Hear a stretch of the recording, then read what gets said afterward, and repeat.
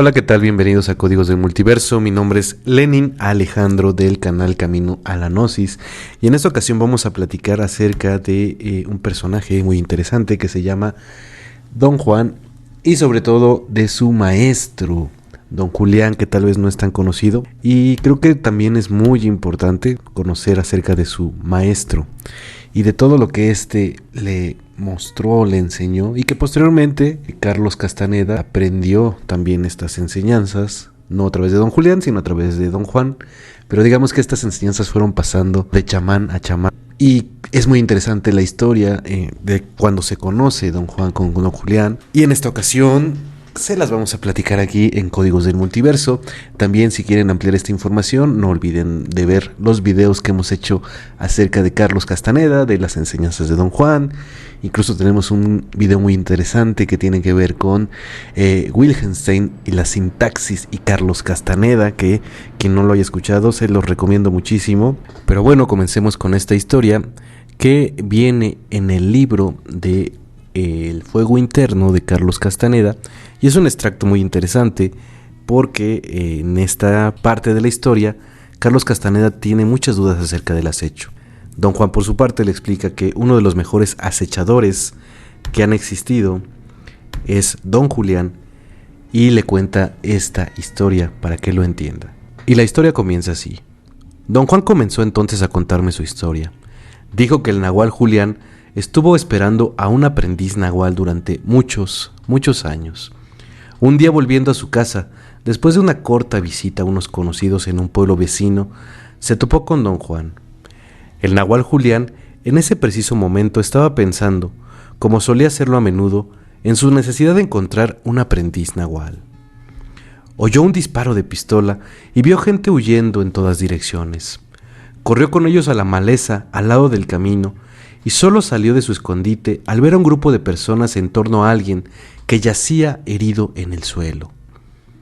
Desde luego, la persona herida era Don Juan, a quien disparó el tiránico capataz. Al momento, el nahual Julián vio que Don Juan era un hombre especial cuyo capullo estaba dividido en 4 secciones en vez de 2. También vio que Don Juan estaba gravemente herido. Sabía que no tenía tiempo que perder. Su deseo se había cumplido, pero tenía que actuar con rapidez, antes de que alguien se diera cuenta de lo que ocurría. Se agarró la cabeza y gritó: «¡Han herido a mi hijo!». Iba con una de las videntes de su grupo, una india muy fornida que en público siempre oficiaba como su astuta pero horriblemente regañona esposa. Eran un excelente equipo de acechadores. Le hizo una seña a la vidente y ella también empezó a llorar y a lamentarse por el hijo que estaba inconsciente y desangrándose. El nahual Julián le rogó a los espectadores que no llamaran a las autoridades, sino que le ayudaran a llevar a su hijo herido y moribundo. Los jóvenes cargaron a Don Juan hasta la casa del nahual Julián. El nahual fue muy generoso con ellos y les pagó bastante bien. Los jóvenes se vieron tan conmovidos por la pareja que habían llorado a lágrima viva por su hijo durante todo el trayecto hasta la casa, que se negaron a aceptar el dinero, pero el nahual Julián insistió en que lo tomaran, para darle buena suerte al herido. Durante algunos días Don Juan no supo qué pensar de la amable pero extraña pareja que lo había llevado a su hogar. Dijo que el nahual Julián le parecía un viejito casi senil. No era indio, pero estaba casado con una india joven, irascible y gorda, que era tan fuerte físicamente como malhumorada. Don Juan pensó que sin duda alguna la mujer era curandera, a juzgar por la manera en que había atendido su herida y por las cantidades de plantas medicinales que tenían guardadas en el cuarto en el que lo habían alojado. La mujer también dominaba al viejito y a gritos lo obligaba a poner remedios en la herida de Don Juan todos los días. Le hicieron una cama a Don Juan en el suelo, usando un petate grueso, y el viejo pasaba momentos angustiosos tratando de arrodillarse para curarlo. Don Juan tenía que luchar para no reírse ante la cómica visión del frágil viejecillo que hacía todo lo posible por doblar las rodillas. Don Juan dijo que mientras limpiaba su herida, el viejo murmuraba incesantemente. Tenía una mirada vacuna, le temblaban las manos y su cuerpo se estremecía de pies a cabeza. Una vez de rodillas, jamás podía incorporarse por su cuenta. Con una voz ronca, llena de furia contenida, llamaba a gritos a su mujer. Ella entraba al cuarto y ambos se enfrascaban en una horrible discusión. Muy a menudo La mujer se marchaba, llena de furia, dejando al viejo que se las arreglara como pudiera. Don Juan me aseguró que jamás sintió tanta lástima por alguien como por aquel hombre, pobre, bondadoso y ya muy anciano. Muchas veces quiso incorporarse para ayudarlo a ponerse de pie, pero él mismo apenas podía moverse. Una vez mientras jadeaba y se arrastraba como una lombriz, el viejo pasó media hora maldiciendo y gritando hasta llegar a rastras al filo de la puerta abierta. Lo usó como soporte para levantarse penosamente a una posición vertical. Le explicó a don Juan que su delicada salud se debía a su avanzada edad, a huesos rotos que no soldaron debidamente y al reumatismo. Don Juan dijo que el viejo hijito alzó los ojos al cielo y le confesó a don Juan que era el hombre más desgraciado de la tierra. Había acudido a la curandera buscando ayuda y terminó casándose con ella y convirtiéndose en un esclavo. Le pregunté al viejo por qué no se iba a la casa, prosiguió don Juan. El miedo le agrandó los ojos. Tratando de hacerme callar, se atragantó su propia saliva, luego se puso rígido y cayó al suelo como un leño, junto a mi cama, aún intentando hacerme callar. «No sabes lo que dices, no sabes lo que dices», repitió una y otra vez con una expresión loca en los ojos. Y le creí. Quedé convencido que con todo lo que me había pasado, yo nunca fui tan feliz como ese pobre hombre. Y con cada día que pasaba me sentía más y más incómodo. Aunque yo la pasaba muy bien, la comida era buena y la curandera siempre andaba fuera de casa y yo me quedaba solo con el viejo. Hablamos mucho. Le contaba de mi vida y me encantaba platicar con él. Le dije que no tenía dinero para corresponderle su amabilidad, pero que haría cualquier cosa por ayudarlo. Me dijo que el auxilio no existía más para él, que ya estaba listo para morir, pero que si mi oferta era sincera, me agradecería desde el más allá si me casara con su esposa después de que él falleciera. En ese mismo instante supe que el viejito estaba más loco que una cabra, y también supe que tenía que huir de ahí cuanto antes. Don Juan dijo que ya me había contado parte de la historia, y que cuando se hubo repuesto lo suficiente para poder caminar sin ayuda de alguien, el viejecito le dio una escalofriante demostración de su habilidad como acechador. Sin ningún aviso o preámbulo, puso a don Juan cara a cara con un ser viviente inorgánico. Presintiendo que don Juan planeaba escaparse, aprovechó la oportunidad para asustarlo con el aliado que de alguna manera era capaz de adoptar una grotesca forma humana. Al ver a ese aliado, casi me volví loco, prosiguió don Juan. No podía creer lo que veía en mis ojos, y sin embargo, el monstruo estaba frente a mí en el umbral de la puerta, y el frágil viejito estaba a mi lado gimiendo y rogándole al monstruo que le perdonara la vida. Y es que mi benefactor era como los antiguos videntes, podía repartir su miedo en pedacitos y el aliado reaccionaba con ese miedo. Yo no sabía eso. Lo único que podía ver con mis propios ojos era una criatura horrenda que avanzaba hacia nosotros, lista para hacernos pedazos, miembro por miembro. Cuando el aliado corrió bruscamente hacia mí, silbando como serpiente, yo me desmayé.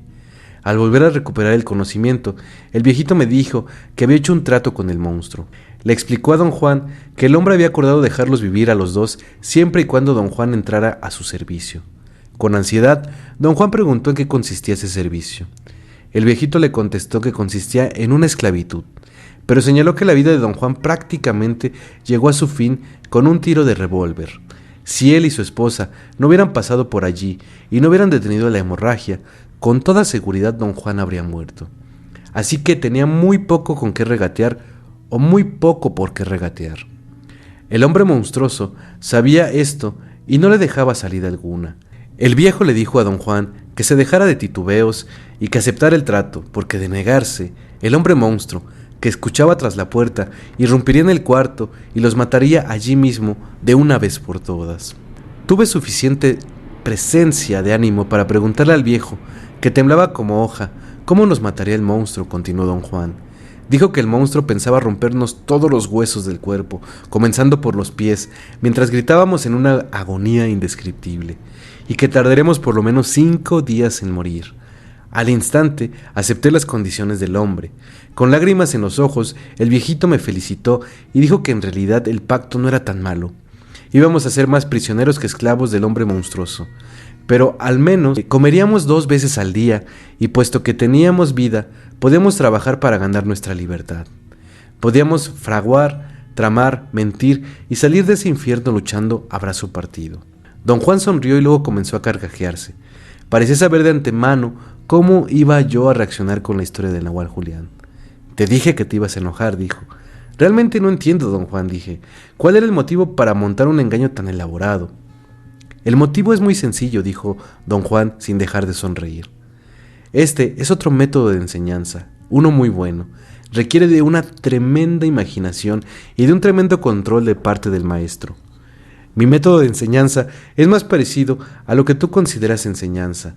Requiere de una tremenda cantidad de palabras. Yo voy a los extremos de la plática.